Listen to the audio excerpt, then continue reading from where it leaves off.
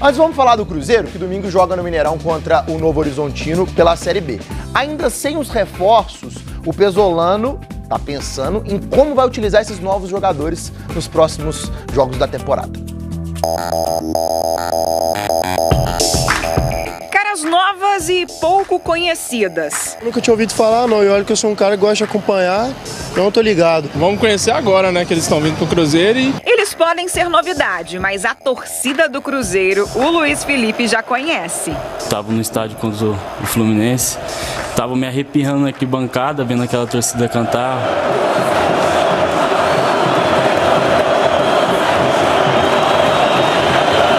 Luiz Felipe é zagueiro, tem 21 anos, estava no PSV da Holanda e já está treinando na Toca da Raposa. Junto com o lateral Marquinhos Cipriano, de 23 anos, que veio do Sion, da Suíça, e o atacante Bruno Rodrigues, de 26. Ele chegou do Famalicão, de Portugal, mas jogou a Série B de 2020 pela Ponte Preta e fez gol no Cruzeiro. Bruno Rodrigues!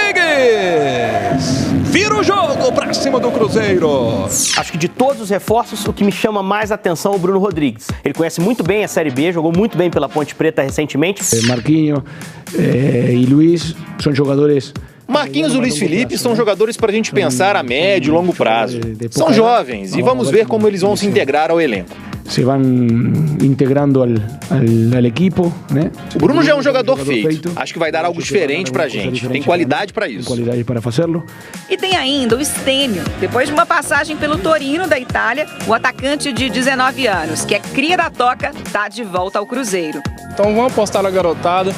Os meninos vão vir, vai dar tudo certo. Série B, você tem que contratar jogadores que você desconhece e fazer render. Jovens com potencial e baixo custo. O perfil das contratações está bem definido. Então, um perfil de atletas com fome, que querem dar certo no Cruzeiro para alavancarem suas carreiras. Mas, em abril, o Ronaldo falou sobre a possibilidade de um reforço badalado, que poderia chegar com a ajuda de um patrocinador. E prometeu aí um jogador que parasse o aeroporto. Vamos ver se a gente consegue esse jogador aí em breve. Aí. Essa semana, o nome do Ricardo Goulart ganhou força.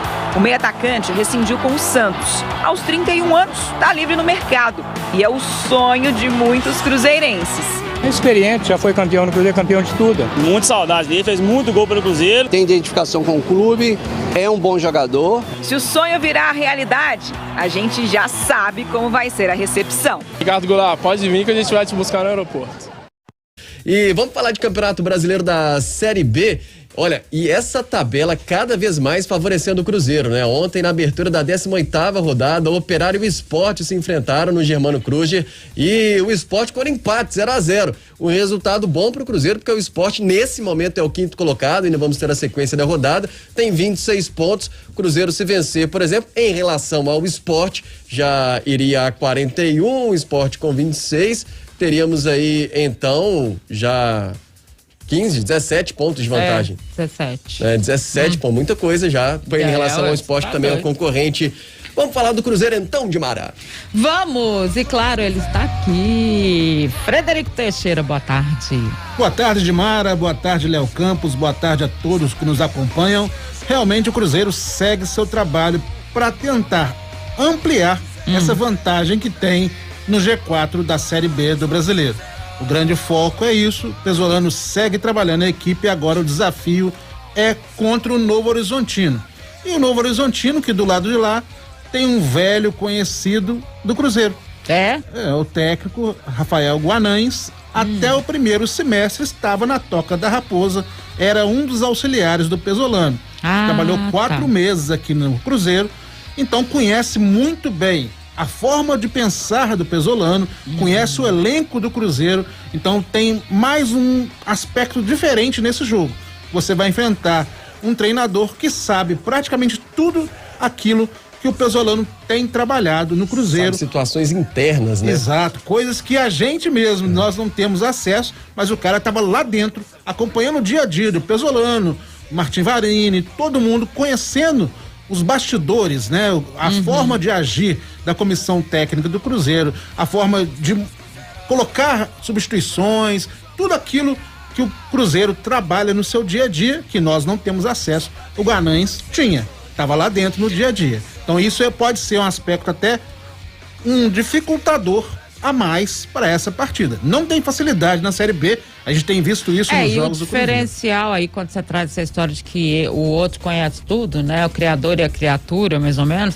Mas aí resta saber se o Novo Horizontino tem as peças que ele precisa para anular aquilo que ele conhece do Cruzeiro. E mais, se o Pesolano, sabendo que do outro lado ele tem esse cara que conhece tudo, ele vai mudar alguma coisa.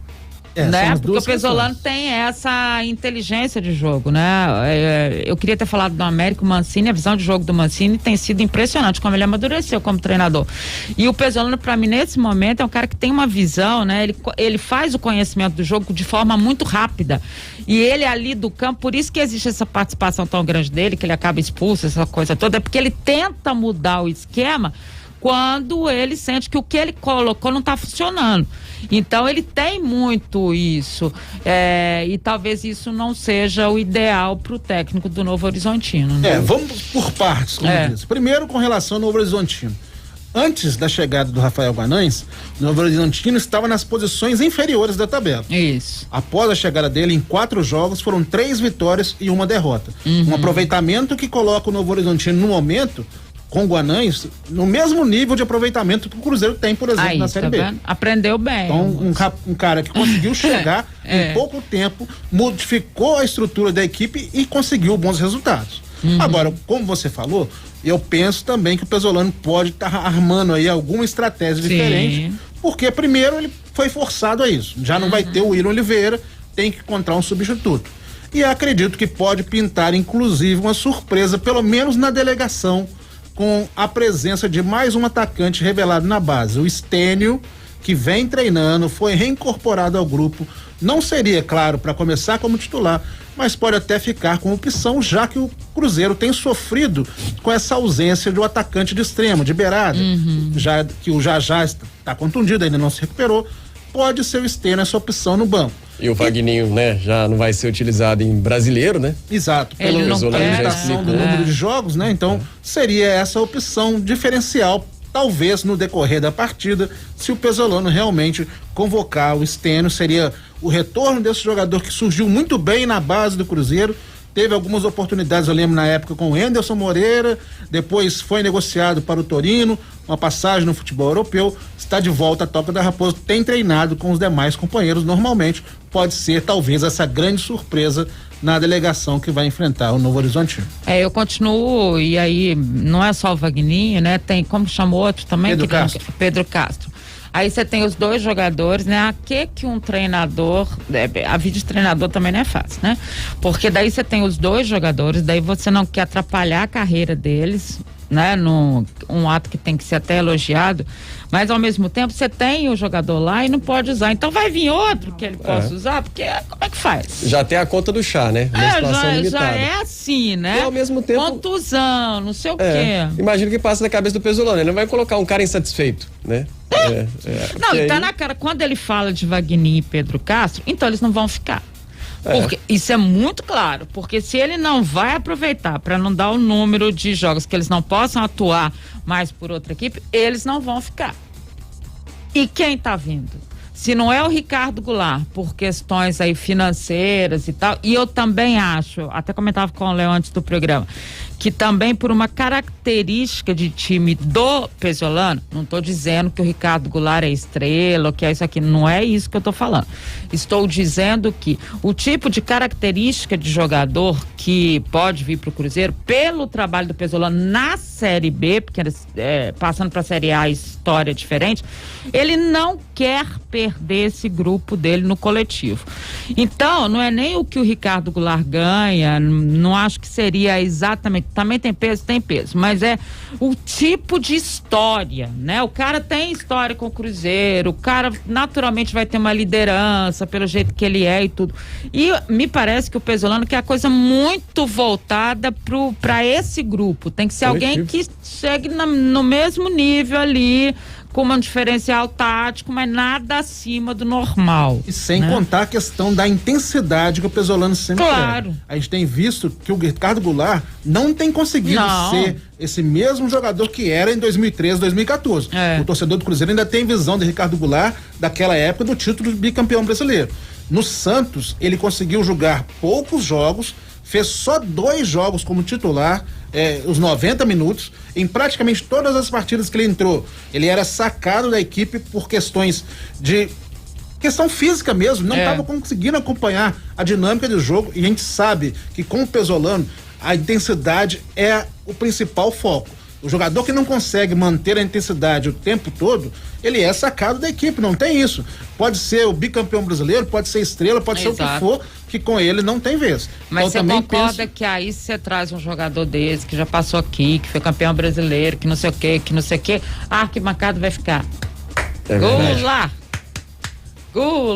E aí o Goulart não tem condição. Então eu tô achando que ele não quer arrumar confusão, entendeu? Sim. Que ele vai vir dentro de um critério que ele adotou e que até agora tá me parecendo muito correto. Um jogador desse não chegaria a princípio para ser reserva, né? Teoricamente. Teria que ser, mas não, eu acho que a aceitação não seria assim tão fácil. E tanto é que na enquete que nós fizemos no nosso portal, 70% dos torcedores que participaram da enquete aprovaram o retorno de Goulart.